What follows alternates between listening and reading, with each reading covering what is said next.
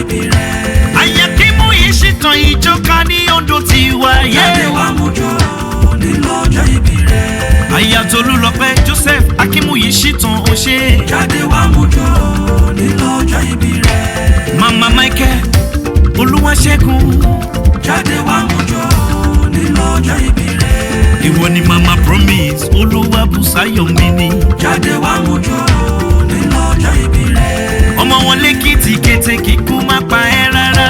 Jáde wá mú jó ní lọ́jọ́ ìbí rẹ̀. Líṣídà ibi ẹ̀jírọ́bọ̀. Jáde wá mú jó ní lọ́jọ́ ìbí rẹ̀. Àyàwó níjọka l'Ondo State ti wá nìyẹn. Jáde wá mú jó ní lọ́jọ́ ìbí rẹ̀. Mo ti ṣọdún yìí náà wà tún ṣọpọ́n ẹ̀sìn. Jáde wá mú jó ní lọ́jọ́ ìbí rẹ̀. Tèmi lọ́la bèbí ọlọ́jọ́ ìbí wà jó. Jáde wá mú jó ní lọ́jọ́ ìbí rẹ̀.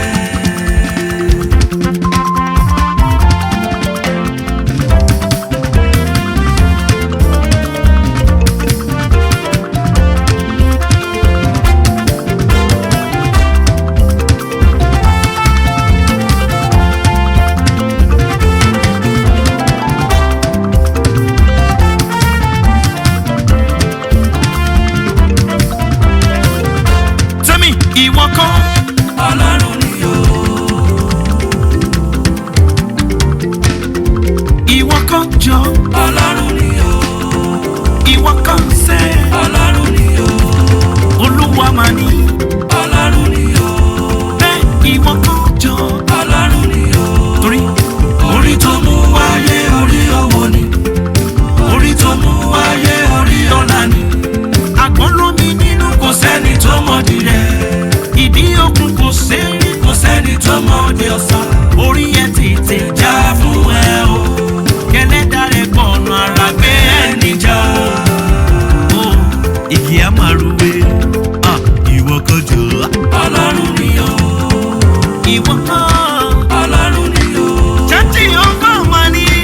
Ọlọ́run ni o. Ó dẹ́ ẹ lọ́la ó fún ẹ lọ́kàn rere. Ọlọ́run ni o. Olúlọpẹ́ Joseph Akinmuyisitan. Ọlọ́run ni o. Ìwọ ni Mama Michael Ọlọ́run ni o. Ọlọ́run ni o. Mama Promise Olúwabùsáyọ̀mí. Ọlọ́run ni o. Ìwọ kan Ọlọ́run ni o. torí Orí tó mú wáyé orí owó ni. Orí tó mú wáyé orí ọlá ni. àgbọn lómi nínú Kò sẹ́ni tó mọ̀dí rẹ̀. ìdí òkun kò sẹ́rí. Kò sẹ́ni tó mọ̀dí ọ̀sán. Orí ẹ tètè Já fún ẹ o. kẹlẹ́dà rẹ̀ gbọ̀nà ara gbé ẹni já. Ó igi amaruwe. 1 2 Tẹ́mi ló wá sọ wípé ó ṣe mí láàánú. Máa polongo rẹ̀ ọba tó ṣe mí láàánú. Máa polongo rẹ̀ ó ṣe mí láàánú o. Ó ṣe mí láàánú. Ó ṣe mí láàánú rẹpẹtẹ ní. Polongo rẹ̀. Ọ̀gá mi mọ̀ ó ṣe. Ọba tó ṣe mí láàánú. Èmi nìkan tán. Máa polongo rẹ̀. Ó ṣe mí láàánú. Olórí burúkú dolórí ire. Ọba tó ṣe mí láàánú. Máa polongo rẹ̀. Ó ṣe mí láàánú. Ó ṣe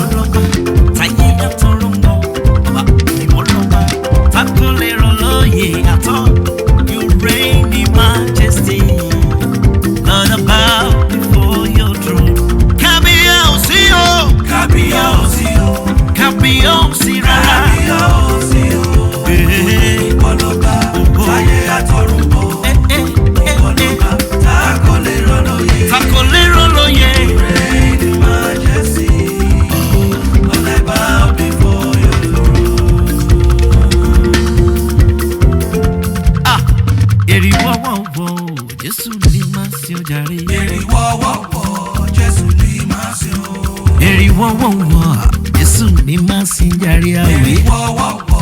Jésù ní máa sìn o. Èrì wọ́wọ́wọ́ Jésù ní máa sìn. Èrì wọ́wọ́wọ́ Jésù ní máa sìn o. Ìgbàgbọ́ yẹn ni wédè múlé àwo. Ìgbàgbọ́ yẹn ni méde múlé àwo. Ìgbàgbọ́ yẹn ni wédè múlé ẹbọ àwé o. Ìgbàgbọ́ yẹn ni méde múlé àwo. Dárí ó ní Ọlọ́run mọ̀ ṣe ń wò, Ọlọ́run mọ̀ ṣe ń wò. Oyè o, Ọlọ́run mọ̀ ṣe ń wò. Ọlọ́run mọ̀ ṣe ń wò, Ọlọ́run mọ̀ ṣe ń wò. Oyè o, Ọlọ́run mọ̀ ṣe ń wò. Ọ̀rọ̀ rẹ̀ máa dáyọ̀ o, ọ̀rọ̀ rẹ̀ máa dáyọ̀ tèmi lọ́lá. Oyè o, Ọlọ́run mọ̀ ṣe ń wò. Ọ̀rọ̀ rẹ̀ máa dáyọ̀ o, ọ̀rọ̀ rẹ̀ máa dáyọ̀. Oyè o, Ọlọ́run mọ̀ ṣe ń wò.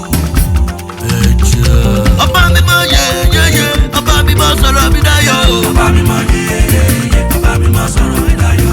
Ọba mi mọ yeyeye, ọba mi mọ sọ̀rọ̀ mi dáyọ̀. Ọba mi mọ yeyeye, ọba mi mọ sọ̀rọ̀ mi dáyọ̀. Ọba mi mọ yeyeye, ọba mi mọ sọ̀rọ̀ rẹ̀ dáyọ̀. Ọba mi mọ yeyeye, ọba mi mọ sọ̀rọ̀ mi dáyọ̀. Tèmi lọ́lá, ọmọ Ládẹjọ́, ó sọ ẹ̀dá láyọ̀ rẹ̀ gbẹdẹ. Ọba mi mọ yeyeye, ọba mi mọ sọ̀rọ̀ mi dáyọ̀. Àyàtolú lọ bẹ́, akinmuyisitan bí. Ọba mi mọ yeyeye, ọba mi mọ sọ̀rọ̀ mi dáyọ̀. Mama Michael mímọ́ Olúwa ṣẹ́gun ṣọ́ra láyọ̀ Ọba mi bí. mọ yeyeye, ọba mi mọ sọ̀rọ̀ mi dáyọ̀. Ìwọ ni Mama Promise Olúwa bù sáyọ̀. Ọba mi mọ yeyeye, ọba mi mọ sọ̀rọ̀ mi dáyọ̀. Ọmọ wọlé kìtìkìtì màmá mi ni.